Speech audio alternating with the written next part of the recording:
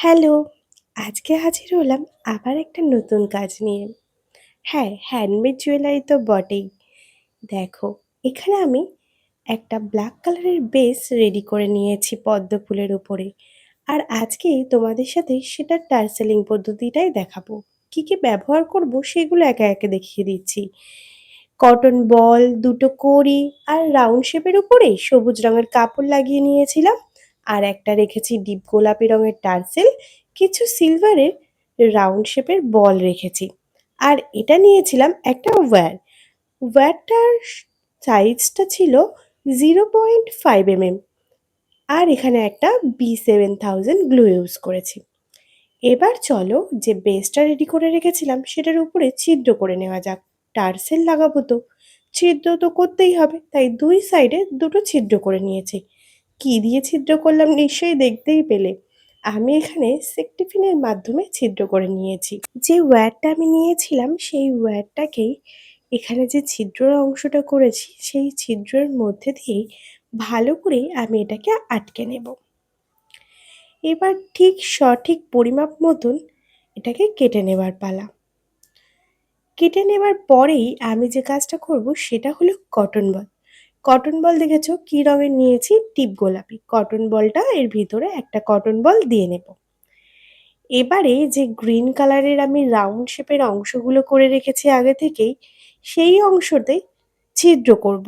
দেখো মনে হলো একটা সাইড আগে রেডি করে নেই, তারপরে আরেকটা সাইড তোমাদের দেখাই, তাহলে তোমাদেরও বুঝতে সুবিধা হবে। তাই একটা সাইড কিন্তু আগে রেডি করে নিয়ে নিয়েছি। এবার ওই যে যে পর্যন্ত কাজ করেছিলাম একই রকমভাবে নিচের দিকের এই অংশটা টাই করে ওপর দিকে এই গ্রিন কালারের অংশটা লাগাচ্ছি। এবার দেখো আমি কাজে বসেছি আর কোনো গন্ডগোল করব না সেটা তো হতে পারে না। এখানে কি গন্ডগোল করে ফেলেছি তোমরা এতক্ষণে নিশ্চয়ই বুঝতেই পেরেছো অনেকে। আমি এখানে কটন বলটা না লাগিয়েই এই অংশটা এখানে লাগিয়ে নিয়েছি।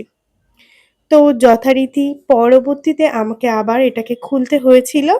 খুলে আমি অফ ক্যামেরাতেই এখানে কটন বলটা অ্যাডজাস্ট করেছি। এবার দেখো সিলভারের যে বলগুলো নিয়েছিলাম সেটা একটা ইনসার্ট করলাম। এবার আবার একটা কটন বল, তারপরে আবার সিলভারের একটা বল নিয়েছি। এবার যে টার্সেলটা আছে সেই টার্সেলটার মধ্যে দিয়ে ভালো করে ওয়্যারটাকে আমি আটকে নিচ্ছি কেমনভাবে তোমরা দেখে নাও। টার্সেলিং পদ্ধতিটা খুবই সহজ, তবে একটু মন দিয়ে করতে হবে। একটু গন্ডগোল হলে দুই পাশে দুটো অন্যরকম হয়ে যেতে পারে, যেমন আমি গন্ডগোল করেছিলাম। এবার দেখো যে দুটো কড়ি নিয়েছিলাম সেটাকে আমি এখানে B7000 গ্লুর মাধ্যমে আটকে নিচ্ছি। তোমরা কিন্তু অবশ্যই যারা এই ভিডিওটা দেখছো তারা আমার চ্যানেলটিকে সাবস্ক্রাইব করে নিও। আমার চ্যানেলে তোমরা রেগুলার এরকম জুয়েলারির নানান রকম আপডেট পেয়ে যাবে। ক্লে জুয়েলারি থেকে এমব্রয়ডারি জুয়েলারি, ফেব্রিক জুয়েলারি, সব রকম জুয়েলারির। চলো এই জুয়েলারিটার এবার ফাইনাল লুকটা দেখাই টার্সেলিং এর পর।